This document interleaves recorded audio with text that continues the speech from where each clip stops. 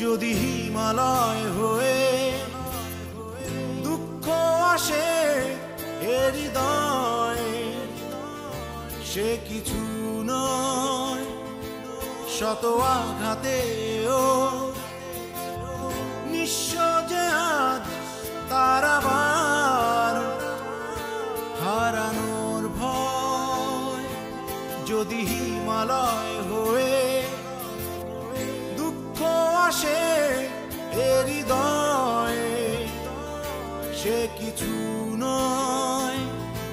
শত আঘাতেও নিঃস্ব যে আজ তার